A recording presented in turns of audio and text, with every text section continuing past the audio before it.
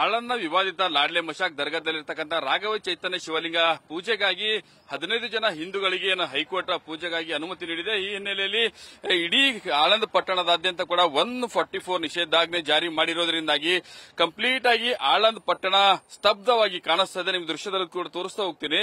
ನಾನಿರುವಂತದ್ದು ಆಳಂದ ಪಟ್ಟಣದ ಬಸ್ ನಿಲ್ದಾಣದ ಮುಂಭಾಗದಲ್ಲಿ ಬಸ್ ನಿಲ್ದಾಣದ ಚಿತ್ರಣ ಕೂಡ ನಿಮಗೆ ತೋರಿಸ್ತಾ ಹೋಗ್ತೀನಿ. ಜನಜಂಗುಳಿಂದ ತುಂಬಿ ತುಳುಕ್ತಾ ಇತ್ತು, ಪ್ರತಿನಿತ್ಯ ಕೂಡ ಪ್ರಯಾಣಿಕರಿಂದ ತುಂಬಿ ತುಳುಕ್ತಾ ಇತ್ತು. ಆದ್ರೆ ಇವತ್ತು ದರ್ಗಾ ಪ್ರವೇಶ ಮಾಡಿ ಹಿಂದೂಗಳಿಗೆ ರಾಘವ ಚೈತನ್ಯ ಶಿವನಿಗೆ ಪೂಜೆ ಅವಕಾಶ ಮಾಡಿಕೊಟ್ಟಿರೋ ಹಿನ್ನೆಲೆಯಲ್ಲಿ ಯಾವುದೇ ರೀತಿಯ ಅಹಿತಕರ ಘಟನೆ ನಡೀಬಾರದು ಅನ್ನೋ ಕಾರಣಕ್ಕಾಗಿ ಬೀದಿ ಪೊಲೀಸ್ ಬಂದೋಬಸ್ತ್ ಅನ್ನು ಕೂಡ ಪೊಲೀಸರು ಕೈಗೊಂಡಿರುವಂತದ್ದು. ಈಗಾಗಲೇ ಬಂದೋಬಸ್ತ್ಗಾಗಿ 1,000ಕ್ಕೂ ಹೆಚ್ಚು ಪೊಲೀಸರನ್ನು ಕೂಡ ಇಲ್ಲಿ ನಿಯೋಜನೆ ಮಾಡಲಾಗಿರುವಂತದ್ದು.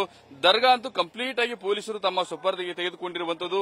ಒಂದು ನರಪಿಳ್ಳೆ ಕೂಡ ಒಳಗಡೆ ಹೋಗಬಾರದು ಅಂತಂದ್ರೆ ಹಿಂದೂಗಳು ಹಿಂದೂ ಮುಖಂಡರನ್ನು ಪೂಜೆಗಾಗಿ ಒಳಗಡೆ ಪ್ರವೇಶ ಮಾಡ್ತಾರೆ. ಆ ಮಾರ್ಗದಲ್ಲಿ ಮುಳ್ಳಿನ ತಂತಿಯ ಬೇಲಿಯನ್ನು ಕೂಡ ಹಾಕಿ ಪೊಲೀಸರು ಭದ್ರತೆ ಕೈಗೊಂಡಿದ್ದಾರೆ.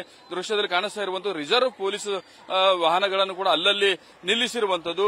ಮುಖ್ಯವಾಗಿ ಆಳಂದ್ ಪಟ್ಟಣದ ಹೊರಭಾಗ ಅಂದ್ರೆ ಆಳಂದ್ ಪಟ್ಟಣಕ್ಕೆ ಪ್ರವೇಶ ಮಾಡುವಂತಹ 3-4 ದಿಕ್ಕಿನಲ್ಲೂ ಕೂಡ ಪೊಲೀಸರು ಹೊರಗಡೆ ಬ್ಯಾರಿಕೇಡ್ಗಳನ್ನು ಹಾಕಿ ತೀವ್ರ ತಪಾಸಣೆ ನಡೆಸ್ತಾ ಇದ್ದಾರೆ. ಭಾರಿ ವಾಹನಗಳನ್ನು ಕೂಡ ಆಳಂದ್ ಪಟ್ಟಣ ಒಳಗಡೆ ಪ್ರವೇಶ ಮಾಡೋದಕ್ಕೆ ಬಿಡ್ತಾ ಇಲ್ಲ. ಸಾರಿಗೆ ಬಸ್ ಪ್ರಯಾಣಿಕರಿಗೂ ಕೂಡ ಈ ಒಂದು 144 ನಿಷೇಧಾಜ್ಞೆ ಜಾರಿಯ ಬಿಸಿ ಕೂಡ ತಟ್ಟಿರುವಂತದ್ದು. ಪ್ರಯಾಣಿಕರ ಅನುಕೂಲಕ್ಕಾಗಿ ಒಂದೆರಡು ಸಿಟಿ ಬಸ್ಗಳನ್ನು ಇಲ್ಲಿ ಅಂದ್ರೆ ಹೊರಭಾಗಕ್ಕೆ ಹೋಗುವವರಿಗೂ ಕೂಡ ಒಂದಿಷ್ಟು ಅವಕಾಶ ಮಾಡಿಕೊಟ್ಟಿದ್ದಾರೆ. ಆದರೂ ಕೂಡ ಪ್ರಯಾಣಿಕರಿಗೆ ಒಂದು ರೀತಿಯ ಸಮಸ್ಯೆ ಉಂಟಾಗ್ತಾ ಇದೆ, ನಡೆದುಕೊಂಡು ಬರುವಂತಹ ಪರಿಸ್ಥಿತಿ ಕೂಡ ನಿರ್ಮಾಣ ಆಗಿದೆ. ನಿಮಗೆ ದೃಶ್ಯದಲ್ಲಿ ಈ ಭಾಗದಲ್ಲಿ ಕೂಡ ತೋರಿಸ್ತಾ ಹೋಗ್ತೀನಿ. ಆಳಂದ್ ಪಟ್ಟಣದ ಶ್ರೀರಾಮ್ ಮಾರ್ಕೆಟ್ ಹೋಗಿರ್ತಕ್ಕಂಥ ಪ್ರಮುಖ ರಸ್ತೆ ಇದು. ಅಂದ್ರೆ ಮಾರ್ಕೆಟ್ ಇರುವಂತದ್ದು.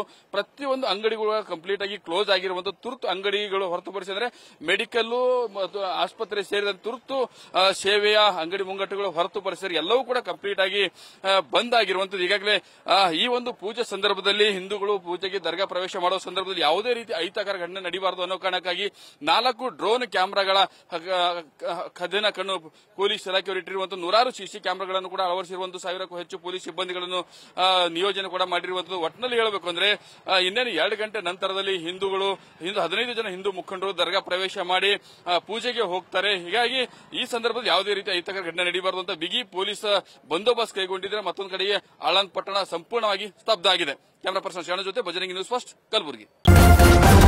ನ್ಯೂಸ್ ಫಸ್ಟ್ ನಿರ್ಭೀತಿಯಿಂದ ನಿಮ್ಮ ಪರವಾಗಿ.